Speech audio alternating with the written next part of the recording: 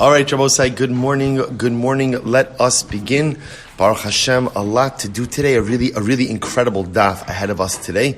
Beginning by thanking all of our sponsors for this morning's share. To thank our TALMUD TORAH sponsors, families who dedicated all of the Shiurim and Joshos this month. Josh and Becca Friedman, creation of the yahrzeit of Josh's father, Yisroel Yehuda ben HaRav Chaim Rephael, and for an aliyah for the Neshamas of those murdered al Kiddush Hashem on Simchas Torah in Eretz Yisrael, from the zechus of the safe return of our hostages and our soldiers, and refuah sheleima for all those who have been injured.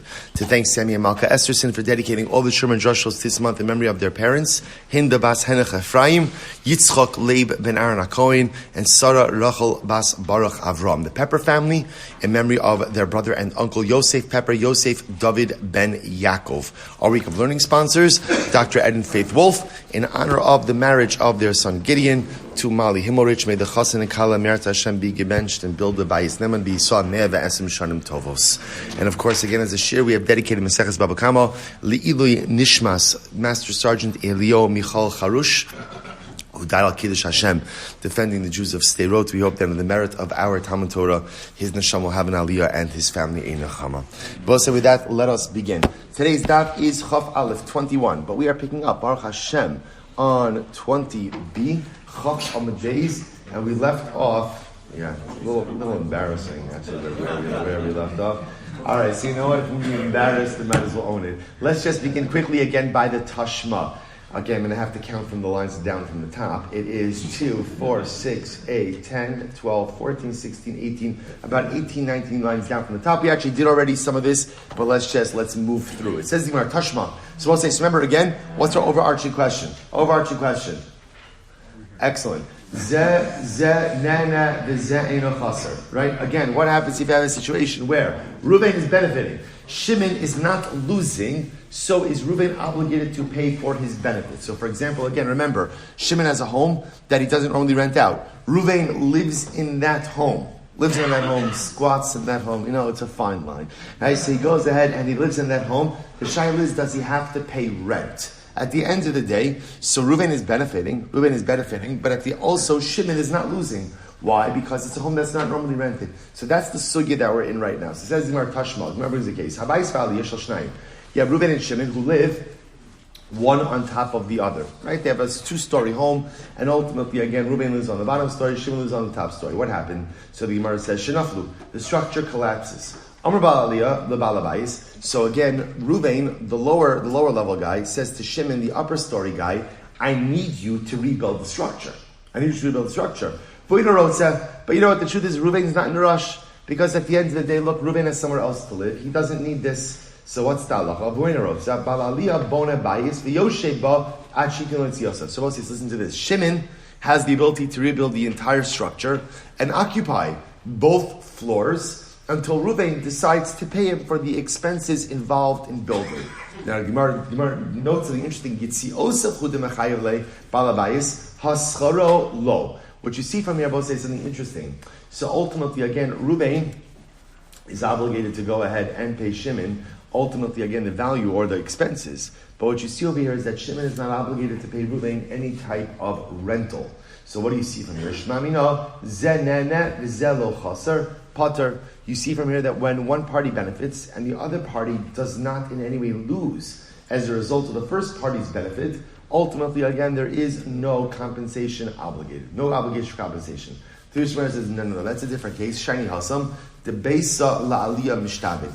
That's different, Abose, because inherent in a 2-story structure is that the first story is mushubad to the second story. Obviously, because you can't have the second story ultimately, again, without the first. So because of that, essentially, the Gemara is asked, if Rashi says over here, Sha'alabayis lisbol ha'aliyah, hilcha chadin imzeh la durbo. So I will say, since the second story is meshubed, so to speak, the first story is subservient to the second story, therefore, the relationship here is fundamentally different, and our particular issue of Zenen and Zil Chaser is not Shayach. Tashma, Rabbi Yehuda Omer, Afzeh, Hadar b'chatzar chaver shalom idai, totzarach lo schar. So we'll say, okay, so now Rabbi Yehuda quotes Rabbi Yehuda's quoting the Brisa. Then what happens? If Reuven lives in Shimon's chatzar, without Shimon's knowledge, Reuven has to pay rent. What do you see from here? Shmamina, zenene, v'zelo chaser chayiv. Okay, so this seems to be pretty explicit. So you see from here, when one party benefits, the other party hasn't lost anything. The benefiting party still has to pay for their benefit. No, shani hasam mishum shachraruse dash yasa. It's different. We'll say in that case, the Brisa was talking about a case where what? There was wear and tear. So again, it's true, Reuven is benefiting, and Shimon is not losing because Shimon doesn't rent out the space anyway. So it doesn't really matter to Shimon, but there's wear and tear. So because there's wear and tear, there's depreciation. So because there's depreciation, ultimately, again, there is a cost involved over here to Shimon, and therefore Reuven has to pay. Shalchua be Rabbi Ami. Shalchua be Rabbi Ami, Amar, B'chi ma asalo, uma chasro, uma hazeko. At the end of the day, right, when you have this case of Reuven living in Shimon's property, so really, what did Reuven do? Rabbi Chia Amar, Nisyashek Badavar. So listen to this. So remember again, they sent to Rabbi Ami this shaila. Reuven lives in Shimon's property. It's a rental property. Shimon's not renting it out. So does Reuven have to pay rent to Shimon or not?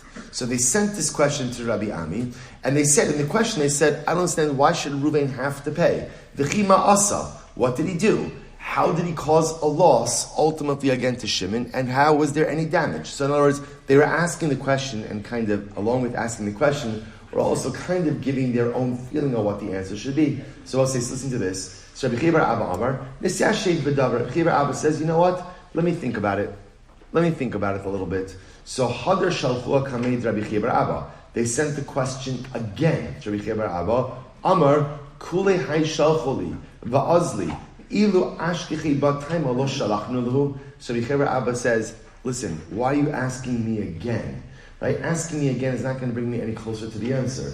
If I had an answer, I would have given it to you already. All right, so a little bit of Talmudic exasperation over here. Right? If I had the answer, I'd give it to you. If I didn't give you the answer, because you don't have the answer yet. So the Gemara says, so Itmar, Rav Kahana or Rabbi Yochanan, so we'll say here it is. Rav Kahana said Rabbi Yochanan, Zenene v'ze'ino chaser, in a case where Reuven lives in Shimon's property. So Reuven is benefiting, but again, this is not a rental property. Shimon doesn't rent it out, so Shimon is not losing anything. Rav Kahana said in Rabbi Yochanan, Reuven doesn't have to pay rent. Rabbi Yochanan, no, he does have to pay rent. So we'll say this statement of Rabbi Avo, that namely again in the case of Zenene, the zelo chaser, that you do have to pay rent, wasn't stated explicitly. It was inferred from the following case. We'll say, listen to this case.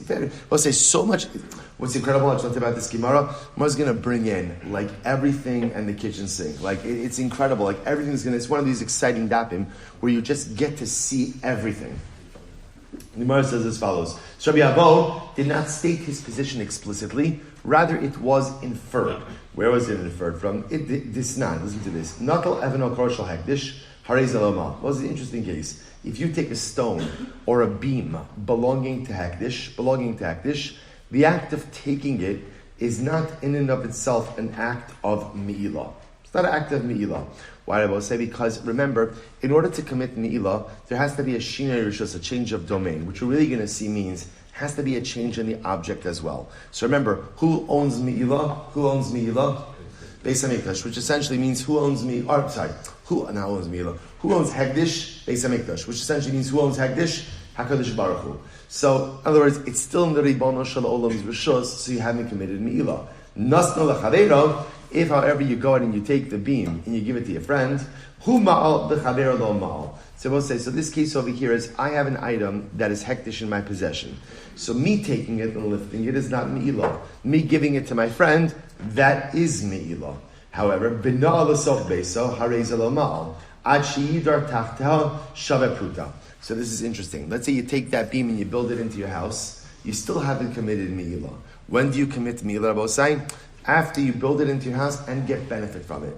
Right? So in other words, you'd have to live under that beam for some amount of time. Remember Shmuel says, V'hu shenichua al pi aruba v'yosif. I'm sorry, about Biaruba. So ultimately, again, he said furthermore, it's only, take a look at Rashi for just a moment. Rashi says, B'na'a gizbar b'soch beiso. Rashi says, this is about a case of the temple treasurer who takes a beam and builds it into his home. Ultimately, again, he's also not chayiv until he actually lives under it. Rashi says, V'hu shehinicha Biaruba, v'lo kava b'binyan, d'lo havishinoi, hilchach lo ma'al ad shiyidir tachta. So we're talking about over here where you place the beam on top of a skylight. So therefore, you're just putting it over an opening, but you haven't built it into the structure. In that case, you only commit mi'ilah after you live under it, after you use it. Rabbi Avo, so the Gemara says, Rabbi Avo, kamei Rabbi Yochanan, v'kamar. Yes, Rabbi Avo, kamei Rabbi Yochanan, v'kamar. Mishvei Shmuel. Zoso meres, hadar b'chatzer chaver shlomi daito, tzarech lalos lo schar. So we'll say, so he inferred from this, now what does it tell you? That if you live in your friend's property without his knowledge, you have to go ahead and pay him. Why? I will say, how did you extrapolate that? Because the act of living under the beam of hektish is considered to be an act of me'ilah, for which there is chiyuv. So you see from here that the act of living, so to speak, in someone else's property is a quantifiable benefit for which you're obligated to pay. So therefore, based on that, when Ruvain goes to live in Shimon's property without Shimon's knowledge, even though, again, this is not a property that normally Shimon rents out, halacha l'maisa, Ruvain has to pay Shimon. Good. So the Gemara says, and when he said this, right, ultimately, again, when he said this before Rabbi Yochanan was silent. So we'll say he thought Rabbi Yochanan's silence was Rabbi Yochanan's agreement. Velohi, not true at all. Ashkuche lo ashkech bei. Ultimately, Rabbi Yochanan was silent. He was silent. He totally ignored the statement. I will say, by the way, there's a profound Musar Haskell in this, which is, we mentioned this actually a couple of weeks ago. I don't remember the context, but sometimes in relationships, often the worst thing is silence. Why? What do you see from this Gemara? Silence itself, the danger of silence, is that it can be interpreted in so many different ways. In other words, sometimes there's a problem in a relationship. The best thing to do is talk it out. But 1 second, they might come feeling, you might come to screaming. So obviously the goal is always to control the decibel level. But it's 10 times better to yell and to scream than to remain silent. Because when one party in a relationship remains silent, the other party simply, bless you, does not know how to interpret that silence. And remember, what ends up happening is, when people don't know how to interpret something, we'll say, what do? When people don't know how to interpret something, what do? Right? They interpret it some way. In other words, no one leaves things uninterpreted. So they're going to interpret it, and it really runs the risk of misinterpreting that silence. Therefore, in our relationship dynamics, even in difficult times, it's so much more important to engage with verbal communication than to withdraw into silence. So the Gemara goes like to Kid Rabba, Damar Rabba, Hektish Shalom Das. So we'll say ultimately this reflects the view of Rabba, that ultimately again, Hektish Shalom Das. That, by the way, it looks at the last line in Rashi, literally the last phrase on the page. Behektish like alamemer Shalom Das, the dashchina ika hilchach kidehedyot midas dami. Hektish Shalom Das. Kehedyot midas dami. We'll say any case of hektish shalom midas, in other words, usage of something without the knowledge of the Beis Hamikdash, is the equivalent ultimately again to using something that belongs to an individual with das. So we'll say top of Chaf Aleph 21a, first line. Shalach li Rabbi Abba bar Zavda lemari bar mar by minei merafuna. So we'll say we're still with our same question. Zenene v'zelo chaser. One party is getting benefit from the property of the other, but the property owner is not losing. He's not losing. They're right. There's no loss to him. So is the benefiter? Yeah, benefiter. Right. Ultimately, again, Ruvain is a benefiter. The guy getting benefit, is he obligated to go ahead and pay? So here we go. So Shalach Rabbi Abba bar Zavda lemari bar mar by minei Rafuno hadar bechatz shlomi daito. If you live, Ruvain lives in Shimon's chatz without Shimon's knowledge. Sarech lalos lo schar o lo. Same question over and over. Does Ruvain have to pay rent or not? Adahachi nach nafshe de Rafuna. Now we'll say this question was asked to Rafuna, and ultimately again, before Rafuna got a chance to answer it, he died. Amarle Rabba bar Rafuna. So Rabba bar Rafuna, Rabba his son said, so Hachi Amar Abba Mari Mishmei de Rab. This is what my father, my teacher, said in the name of Rav. I will say, by the way, just you see something beautiful over here as well. What's the goal of every single father? The goal of every single father? That my son should be able to call me Abba Mari. Right? Again, I will say, not out of kavod, but I always want my children to feel, right? Our children will have many rebbeim in life. But halavai, we should be zochah that our children should feel that we, their father, is their primary teacher in life. Doesn't, by the way, have to be of Torah. It could just be of life in general. That's the goal. How do you know if you've been a successful parent? If your child is able to turn to and call you Abba and Mari. So incredible. So Rabbi quotes his father. He says, Abba Mari Mishmei Derav, Eino Tzarech La'los Lo Schar. You don't have to pay. Zenene V'zelo Chaser. Ultimately, again, no obligation to pay. Furthermore, Vasocher Bayis Mi Ruvain. They will say now the Gemara is giving again in the name of Rav a definitive ruling in the name of Rav. We'll see what the halacha l'may says in just a little bit. Furthermore, Vasocher Bayis Mi Ruvain, and if one rents a home from Ruvain, Ma l'schar l'Shimon, he pays rent to Shimon. The Gemara says Shimon Ma'avid tehachi. What is Shimon? What are you doing here? Right? In other words, what are you talking about? You rent a home from Reuben and you pay to Shimon. What does that even mean? So the Gemara says, Haki Kamar. This is what it means to say. Listen to this. Nimtza habayis shel Shimon ma'ale lo schar. Alright, so we'll say this is actually interesting. Apparently, if you rent a home from Reuben, and it turns out to actually be what? The house of Shimon, whatever, small misunderstanding, right? So Lamaisa, you pay the rent to Shimon. So the Gemara says, Tarti, I don't understand. These two things seem to be inherently contradictory. Look at Rashi. Tarti, b'tmiya kolomar tarti mili kamar desasruna adadi. The Hy'd desachar bayis Shimon miruvein havele dar bechatzer Shimon shalomi da Shimon. So we'll say. So now watch this. The case of where I rented the house from Reuven, but it turns out it wasn't Reuven's house. Who was it? It was Shimon's house. Shimon had no idea. Why did Shimon have no idea? Because A, Shimon doesn't live there, and B, Shimon doesn't rent it out. What is that a case of? Zenene v'zelo chaser. And yet, in that case, the Gemara says that what? You have to pay Shimon. So that says Zenene v'zelo chaser is chayiv. But in the immediately previously line, what did you say? Zenene v'zelo chaser is pater. So the Gemara says, Tarti, you just gave two rulings that contradict each other. To which the Gemara says, no, it's not a contradiction. Had the kaimel igra, had the lo kaimel igra. Very simple resolution. I will say, in the first statement where it says that zenene v'zelo chaser, that you're pater, that's talking about a non-rental property. The owner of that property doesn't rent it out. Therefore, again, when Reuven lives in Shimon's property, Reuven is not causing any loss to Shimon.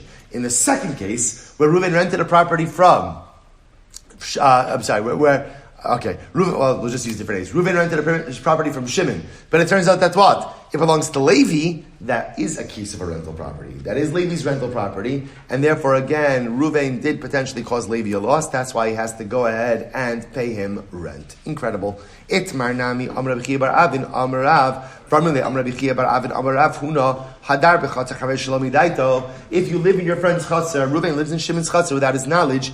Eino tzarech lalos lo schar. You don't have to pay him rent.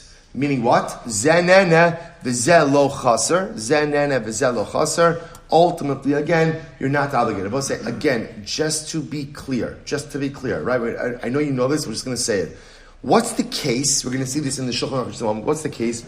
It's not the pshat, right? That I go over to Reuven and say, Reuven, here's the deal. You're not renting that house anyway, right? It's sitting vacant. I'm moving in. And Reuven says, no, you're not. And I say, I just came back from Daf Shir. Yes, I am. Right? I learned the sugya, I'm moving in. But remember again, these are ex post facto cases, right?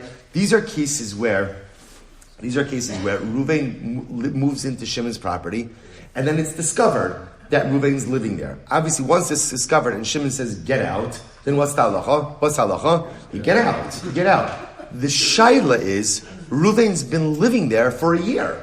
He's living there for a year. Is he obligated to pay for the rentals for the year? That's the shaila. Like that halacha in no way is saying, right? No one ever has a right to go ahead and encroach on someone else's property just because someone's not doing something with that. You haven't used that vacation house in 3 years, right? I'm coming in, I'm taking it over. Right? Obviously, in halacha, no such right like that exists. It's discovered afterwards that Reuven's been living in Shimon's property. Again, for Shimon, it hasn't caused him a loss because he doesn't rent it, he doesn't use it, so it's not a big deal. But now, ex post facto, is he obligated to pay for it? Okay, let's go weiter. So the Gemara says, so listen to this case. Another statement. So once again, we see if you live in someone's property and the owner of the property doesn't use it, is not renting it, you're not obligated to pay rent. Furthermore, it says, but then it says that if you rent a home from the residents of the city, and you do have to go ahead and pay rent to the owner. The Gemara says, what are you talking about? What owners are we talking about over here? If it turns out that you rented a home from people in the city, but they're not the real owners, and then you find out who the owner is, you have to pay them. Once again, the Gemara says, tarti. That's two contradictory rulings. The first ruling says, is not chayiv, but then the second case seems to indicate that you are chayiv. To which again the Gemara says, ha-kaima la'agra, so the Gemara says, I'm sorry, so ha-kaima la'agra, ha-dal-kaima la'agra. Same answer. We'll say, what do we make a distinction? We make a distinction between Shimon's property that's available for rent and Shimon's property that's not available for rent. If Shimon's property is available for rent, then Einach Inami, when Reuven lives there rent-free, that represents a loss to Shimon. And therefore Reuven would be obligated to pay. But in a case where Shimon does not rent out the property, Halacha l'maisa, Reuven, although he lived there rent-free, would not be obligated to pay. Incredible. So also let's go back to Amrav Schora, Amrav Huna, Amrav. Hadar b'chatz chaver shalom idaito, ein tzarech la'los lo schar. Rabbi say the Gemara kicks it up a level. And the Gemara says, you're right. Rabbi say the last two, so I just want to point out, you see where the Gemara is heading, in its opinion, is zenene, v'ze'eno chaser, is pater. Is pater. That's where we seem to be heading over here. Again, I will say, but remember, what is zenene means Reuven is benefiting because he's living in Shimon's chaser. And why is it eno chaser for Shimon? Because it's a dormant property. Shimon doesn't live in it. Shimon doesn't rent it. So therefore, again, and we're assuming also there's no wear and tear on the property. However, we're ensuring that. Right? So l'maisa, then Reuven would be pater. Watch this, Rabbi say. Now, Rav Schor says, Rav Huna. The truth is, yes. If you live in your friend's property without his knowledge, you do not have to pay him for the use of the property. Rabbi say, now watch this. Mishum shenemar v'shaya yukas shar. Desolation or emptiness causes damage. This is so the Gemara over here quotes the pasuk from Yeshaya. Ushiya yukas shar. Literally, again, when something is desolate, ultimately, now we'll say now it's actually interesting. Rashi says, "Ushiya yukas shar shade sheshmo shiya mekases shar." Apparently, I will say shadim inhabit unoccupied homes, right? Vacant homes. So I will say, interestingly enough, Salach l'maisa, what the Gemara is suggesting over here is, if actually you go and you live in someone's vacant home, you're actually doing them a favor. Only Jews could do this, right? Reuven could say, Shimon, by the way, I don't want to bring it up, but I think you owe me money, right? In other words, I did you an incredible tova, right? So this is interesting. So in other words, what the Gemara is suggesting over here is that halacha l'maisa, zenene v'zelo chaser, doesn't have to pay, because in reality, the Reuven, who's living in the chutzner of Shimon, is actually providing a service by ensuring that the home is not vacant, and again, protecting it from shadim. Apparently, again, shadim actually do actual damage in vacant homes. Amar Mar Baravashi, Lididi Chazile, I actually saw this once, right? I saw a shade in a vacant home, Uminagach Kitur, and he was goring just like an ox. All right, incredible. Rabbi Yosef says, Beisa Misva Yosef. So Rabbi Yosef says, look at the Lashon over here. Beisa Misva Yosef, Bayes Shu Miyushav B'diras B'nei Adam Yosef. Yashuvu Kayim Lefi Shadar B'Socho Roan Mashu Tzarech. Now, they said this is beautiful. So remember again, the Gemara beforehand, so Rav Schor is the name of Rav. Rav Schor is the name of Rav Huna, send the name of Rav. That ultimately, again, that when Reuven lives in Shimon's property, that Shimon doesn't live in and Shimon doesn't use, so Reuven is providing, so to speak, a service because the Shadim won't live there. Shadim won't occupy there. Rav Yosef says something interesting. He says something a little bit nuanced different. He says, Beisa Misva Yosef. Ultimately, again, a home that is lived in is a home that is in order. What does that mean, Rabbi? What does that mean? So, when no one lives in the home, if something breaks or something happens, no one is there to see it, right? No one is there to see it. And because no one is there to see it, damage could happen. But a home where someone is living, if something does break, ultimately, whatever the issue is, it can be remedied in real time. Beisa Mesva Yosef. My Ben Asabot say, so they both seem to be saying the same things, namely that Reuven is doing a favor, ultimately again for Shimon by living in the home. So the Gemara says, Ika benayhu dekamishhtamish be b'tzivi v'tivna. So we'll say it makes the following difference. Let's say Shimon uses the home as a storehouse. So in terms of shadim, once it's used as a storehouse, which means episodically or occasionally people will be there, then ultimately again, then halacha l'maisa, we take care of the shadim issue. But if it's an issue about seeing stuff that breaks, if it's used as a storehouse, the truth is Shimon may not see that stuff breaks. Okay, very interesting. I'll say, I'll point out over here, there's I think an incredible metaphorical significance in this as well. Rabbi Yossi's statement, Beisa Misva Yasiv. If the home is occupied, if someone is home, so the home will be in a good state. You know, Rabbi say, whenever you see bias doesn't just mean home. Right? Bias is often also a metaphor for a person. Right? We see it specifically, right? The Gemara says, Miyamai lo karasi li ishti, I never called my wife, right? Karasi li ishti beisi, I called my wife my home. Right? Not a house, right? A very, very, very important distinction. Right? So I will say, so I call, right? So you see that a person is called a home. Which again, there's a lot of symbolism in that, obviously, because just like a home has different parts to it, people have different parts to them. Just like a home, ultimately, again, is supposed to be a place that welcomes other people. So too, I am supposed to be the kind of person who welcomes all other kinds of people as well. There's a lot of symbolism there. But I will say about the slushing over here, I will say if you look at the person as a home, just like a home, I will say, right, needs constant upkeep. I will say, what happens every single home project, right? You begin to do something in your house. What happens with every single home project? Oh, it's just me? I thought my wife told me this happens to everyone, right? So again, you start with one thing, and then what ends up happening is, you start with this, let's do this, and let's do this. And by the way, meaningful good things. You begin to introspect into the house, you begin to see that there's a lot to do. So I will say, it's the same thing with people. It's the same thing with the self. At the end of the day, a lot of people live life and they're never home. They're always distracted. They're always doing something else. They're never attentive. And because they're never attentive, stuff is in a state of disrepair in the house, in the personalistic house, and they never tend to it. And you know what happens when stuff is broken in the house and you don't tend to it? It just breaks further and further and further. And then this thing breaks and that thing breaks. I'll say, if you want to be successful in life, you got to be home. You have to be present in the house. You have to be present in your life. You have to be present in yourself. You can't live life always distracted by the myriad of distractions that always take our attention away from the things we need to be focused on. If you're not at home, if you're not resigned, if you're not attentive, if you're not introspective into your personalistic home, stuff breaks and your home falls into a state of disrepair. The mantra of the Jews, Rav Yosef, Beisa Misva Yosef. I'm going to be present in my home. It's a good lesson in family also, but I'm going to be present in my personalistic home, attentive to the things that are going on inside of me, and if something does fall into a state of disrepair, I'm going to jump right on it and fix it. Incredible. So it goes weiter. Hu gavra, de bana apadno al kilkolasa diasmin. Well, it's an interesting case. So there was a guy.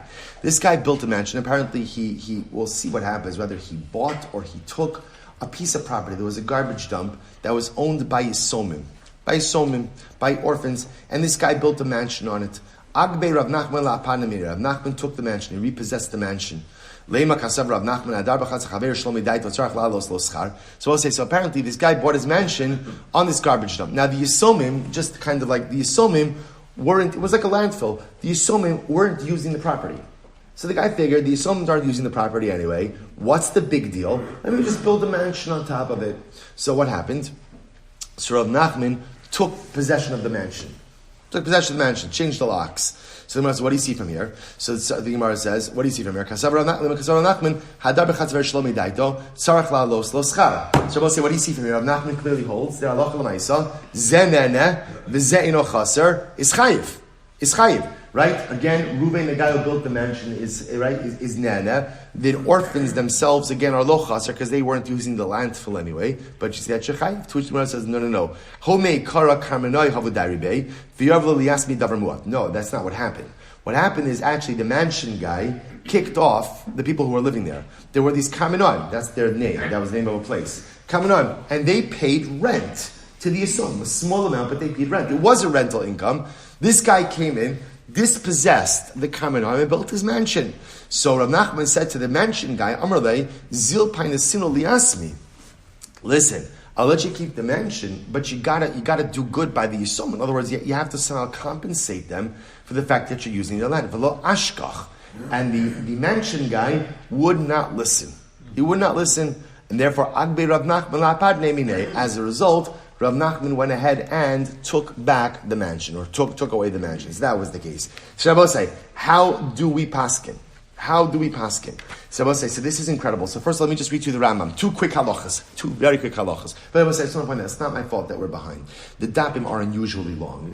Take this up with the editor of the Shas. I'm doing my best. Well, so listen to this. So two interesting halachas. Number one, Rambam Hilchos Gzela Va'aveda Perek Gimel Halacha Tes. One line. Hadar bechatzer chaver shalomi daito. Reuven lives in Shimon's property without his knowledge. So ultimately, again, the Rambam says, Im osa chatzer eina suyi l'schar, eina tzarch lahalos lo schar. Again, as long as it's not a rental property, Shimon doesn't live in this property, Shimon doesn't rent this property, it is a case of zenene. What's the halacha? You don't have to pay. So we'll say that's how the Rambam paskins. So therefore, in our case over here, right, Reuven is living in Shimon's property. Shimon doesn't do it. It's a dormant property. Shimon finds out that Reuven is living in the property. Now Shimon could say get out. Right? But Lamaisa. So and Reuven, and obviously at that point when Shimon says get out, Reuven has to vacate the property. But Reuven would not be obligated to pay rent because again we paskin zenena v'ze eno chaser is pater. The Shulchan Aruch says the same thing as well in Choshen Mishpat. Simon Shin Samech Gimel Sif Vav. I'm going to leave this for now. Shulchan Aruch is great. It is a fantastic piece of Shulchan Aruch with some additional nuances, but we'll leave it for now. But at least you know now the halacha l'maisa. If we have time at the end of the year, I'm sure we're going to have plenty of time at the end of the year. And Meretz Hashem, I'll come back to that. Otherwise, again, I'll send out that Mar and Malka on the chat. Let's go right there. Says Gemara, so here we go. Now the Mishnah said, we're talking about Shane. So we'll say, so remember again, Shane, what's the halacha of Shane in Rishus Harabim? Pater. Now, the Mishnah spoke about the following. The Mishnah said, however, even though you're Pater for Shane, the owner still has to pay for the benefit the animal receives. Right? We spoke about this, because at the end of the day, the owner, for example, saved money. He doesn't have to feed his animals. Or his animal. So the Maisa now, you do have to pay for what you benefited. Now watch this. So the way the Mishnah framed it was, mitoch harachava, if the animal's walking on the road in Rishus Harabim, right, and it ate something, so the owner pays whatever the animal benefited from. If, however, again, the animal goes in and consumes from mitzidei harachava, from the sides of the road, mishalemes mashe zika, you pay damages. Right? So we'll say, so let's analyze this. So the Gemara says, Ketzad Mishalamis Mashanenis. So Amarav, I'm sorry, let me read the rest. Yeah, good, that's it, fine. So Amarav, Rav says, this is incredible. Rav says, Obe we're talking about a case over here where the animal turns its head. So the animal's walking in Shusarabim, turns its head and consumes food on the side of the Rosh Hashanah. Take a look at Rashi for just a moment. Arav or Mechazeres. It's right across from Tosos Mi Pesach. Mechazeres Rosha Merachava Litzida Shal Rachava Va'achla Peros Katani Maslisin the Mishalamis Mashe Zika Afagav de Kula Kaima Berachava. So we'll say now. Listen to this. Now the Gemara is suggesting is as follows. That Allah Lamaisa, Rav says, if the animal is walking and eats food that's straight in front of it, that's called Shein Birshus Harabim, and therefore ultimately, again, one will be pater. But if the animal turns its head and eats ultimately again, then the owner is obligated to pay that which the animal damaged. Shmuel says, no, afilu mechazeres nami pater. Ultimately, again, he holds that Allah, because according to Rav, that would be called the case of Shane Rishus HaNizak or Shane Rishus HaYachid, right? That would be a different kind. That's not essentially. It's not called Shane Rishus HaRabim. Shmuel says no. That's still called Shane Rishus HaRabim. Why? Because the body of the animal is still in Rishus HaRabim. So according to Shmuel, ultimately again, what would be a case of chiyuv? To which the Gemara says, "Kigon deshav kasa l'rechava va'azluk v'kama b'tzidi rechava." The case of chiyuv would be where what? Where the animal leaves Rishus HaRabim and kind of goes to the side.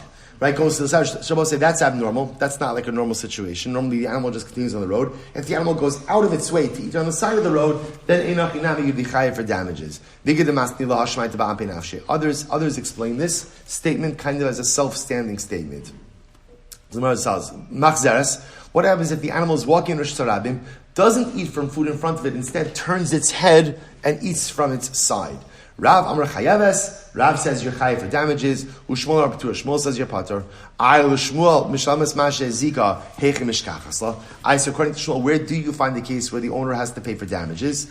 The Gemara says Kigon Tishafka l'Rechava va'azla v'kama b'tzidei Rechava. It would be a case ultimately when the animal leaves the primary Rishus HaRabim. He leaves the primary Rishus HaRabim and what Rabbi say, and he goes ahead and goes to the side of the Rishus HaRabim. That would be a case we'd be chayav for damages. Master Rav Nachman bar Yitzchak. So Rav Nachman Yitzchak raised the kasha. He said, "Mi pesach hachanos mishalos mashenenis." So let's listen to this. So if the animal sticks its head into the entranceway of a store, ultimately again, then Rabbi say then the animal has to pay for what it benefited. From what it benefited. So the Gemara says, well, one second. As opposed to what it damaged. The Gemara says, Heichim mishkachasla. And Rabbi say, now, bepashtos, a store is what? A store is always the case where what? The animal turns its head. And yet you're seeing that ultimately again, you're chayiv to pay for what you benefited from. No, mishkachas law. The Gemara is, sorry. So, heichim mishkachas law. Pshit b'machazeres. It must be a case where the animal turns its head. The ka'amar mashenenis. And you have to pay ultimately again for what you benefited. Mashenenis in mashe zika lo. From what you benefited, but not from what you damaged. To which the Gemara says, who most of them, who afarik. He answers it, no. The kaima b'keren zavis. We're talking actually about a store. You can actually see it's the picture in Rashi. The way the store works, Rabbi say, is the store itself actually extends a little bit into Rishus HaRabim.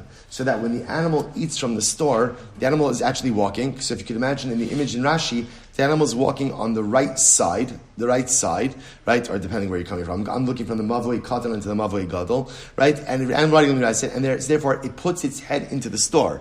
But remember, again, it's putting its head into the store how? Straight ahead. Straight ahead, there's no turning. Others say, everyone agrees about say that Allah Lamaisa, when the animal turns its head, ultimately again, there is no chiyuv. I'm sorry, everyone agrees you are chayiv. Ki pligi, and we say chayiv, we'll say chayiv. Ki pligi, v'mikatsa mokom mirashuso l'rishus harabim. So we'll say, where does the shaila come up? Let's say the following case. Let's say Ruvain has a field that directly abuts the Rishus HaRabim. And then what does he do?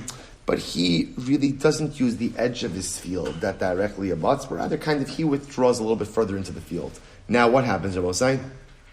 But it's still his property.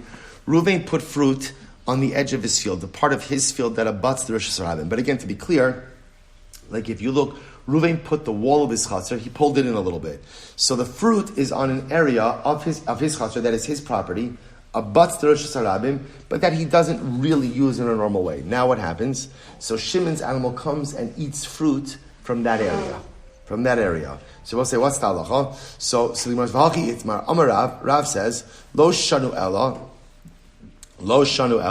machazeres, aval mekatze mokom Rishus HaRabim p'tura. So Rabbi said, Rav says the only time that you're chayav is when the animal turns its head. But Lamais, again, if the animal goes into an area, right, that ultimately is technically personal property, but the owner kind of pulled back.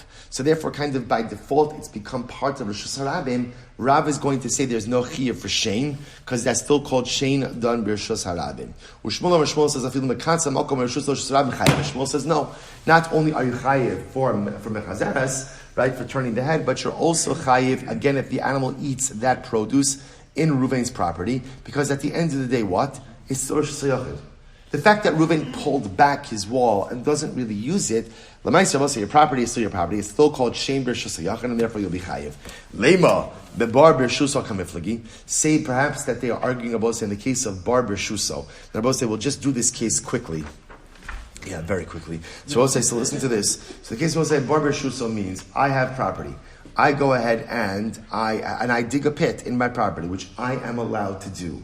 And then Rabbi say, then what happens? Then Allah Chalamaisa, I'm mafkir my property. I make my property hefker, but I still have ownership over the bar.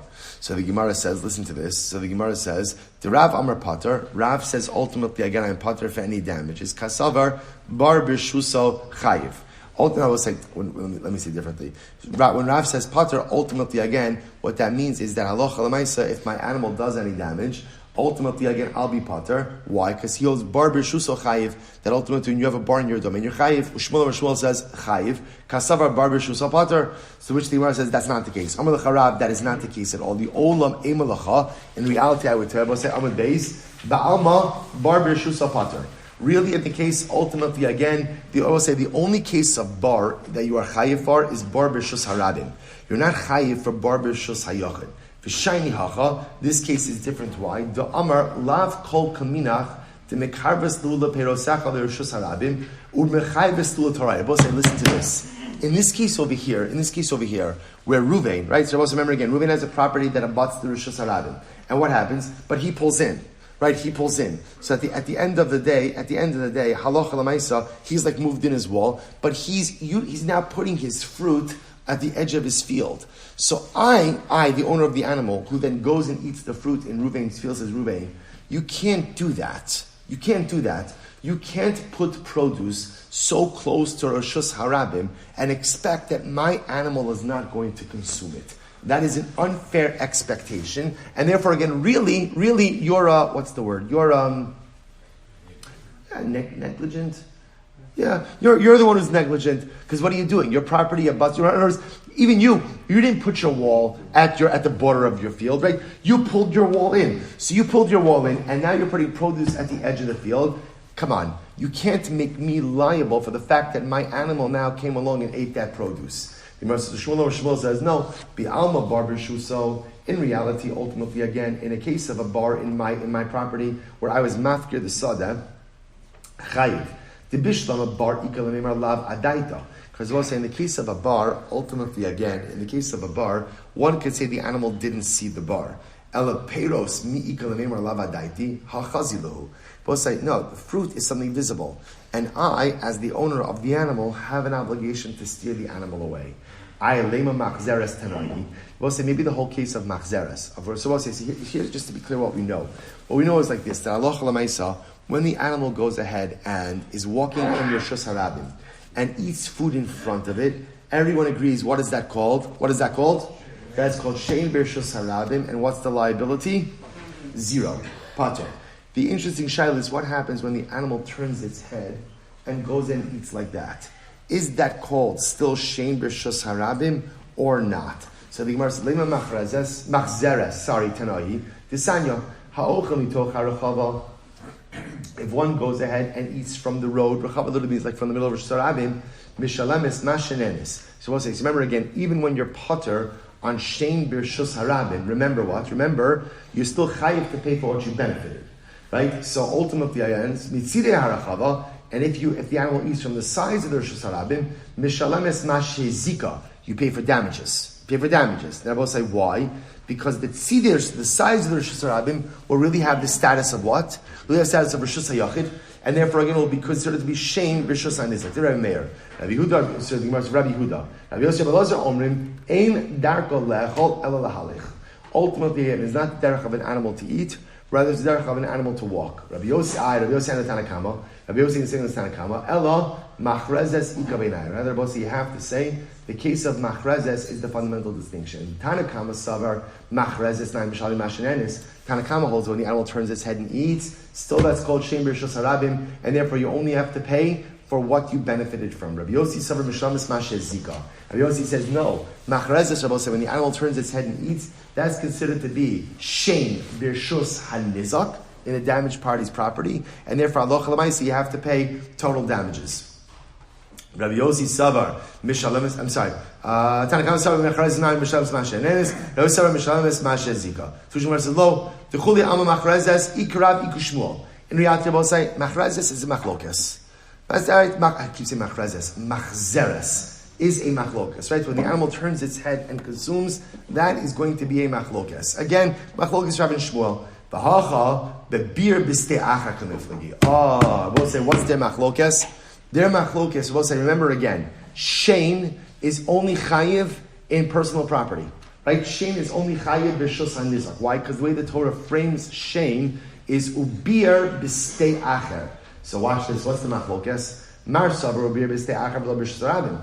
One opinion says bir b'stei acher means it has to be in someone else's field and not in rishus rabim. Umar savar ubir b'stei acher v'lo b'shus hamazik. I'm sorry, Umar, sorry. First opinion says bir b'stei acher means personal property and not public property. The other opinion says bir b'stei acher v'lo b'shus hamazik. Rabbi said, but shein that happens in the damager's property, you're not chayiv. The Gemara says, damager's property. So the Gemara says, b'shus hamazik leima peracha b'shus imay. Rabbi say, of course, if damage happens in a damager's property, right? So in other words, that means is, I'm in my property. Reuven comes and brings a basket of fruit. He puts it down. My animal eats his fruit. Of course, Reuven can't sue me for damages. I can say, Reuven, who told you to bring your fruit in? So the Gemara says, Leima peirecha bershusi my boy.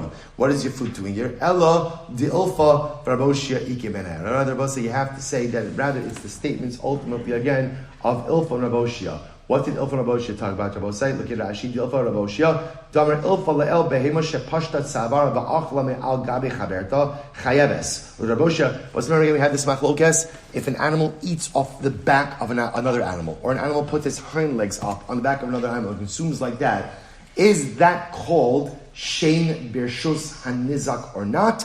That's a fundamental machlokas. They will say, how do we paskin? I'm sorry, I know we did that quickly, but I will say, but this is an interesting case. Let's go with what we know.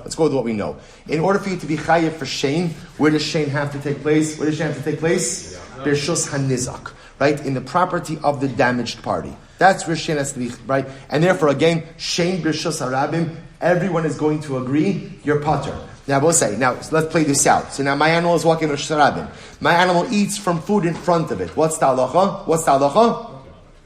Pater. Now again, is it complete p'tur? No. What do you have to do? You have to pay mishalemes mashenenes. So this is very important. What is it mishalemes? Remember, this is yesterday's daf. If I had to feed my animal straw, which is like the most different, it would cost me $150. Okay, so now I don't have to give my animal dinner tonight because the animal ate someone else's produce. I pay $150. That's ultimately, again, what I benefited from. Now we'll say, what's the shaila? The shaila ultimately, again, is if the animal turns its head. And essentially, the animal turning its head represents this idea that the body of the animal is situated in Rishus Harabim, but ultimately, again, consumption is occurring outside of the main thoroughfare. Isn't that fascinating? Outside of the main thoroughfare. So that's the shaila. Is that still called shein birshus harabim, and therefore you're pater? Or is that maybe that's actually called shein birshus hanizak, and therefore ultimately again, you would be chayav. So listen to the Rambam. Hilchos niskei mammon, para gimel, halacha tes, here it is. Behema, sha'achla mitoch harachava. An animal eats produce, obviously someone else's produce, on the street, bein b'derech halichasa, bein sham dava'achla, where the animal's walking, the animal stopped walking, doesn't matter, mishalim mashenanis. Ultimately, again, halacha l'maisa, the animal, right, the owner only has to pay the value of the benefit it got. That's the halacha. Watch this, here it is, get ready for it. Vafilu chazra al tzidi harachava va'achla mehen. Even in a case of machazeres. Machazeres, even if the animal kind of veers off to the sides of the Rishus Harabim, that's still called shein Rishus Harabim. Rishus Harabim is Rishus Harabim is Rishus Harabim. Now watch this. He says, I said that wrong. Even if the animal, go back, even if the animal, vafilu chazra al tzidi. Chazra means that it turned its head and ate from the side of the Rishus Harabim.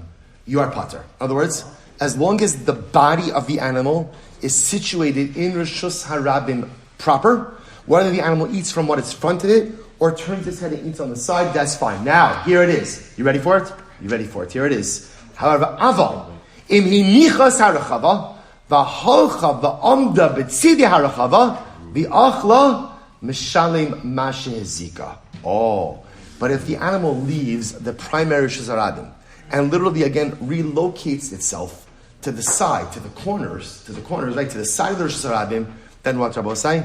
Then in that case, that's considered to be shein birshus hanizak, and therefore you have to pay full damages. In other words, Rabbi say, the chapatis, you've actually seen this before back in our Shabbos days, and we really have to stop. But back in our Shabbos days, also we saw this, that there's a distinction between the primary Rishus Harabim and the secondary Rishus Harabim. There's a difference between the two.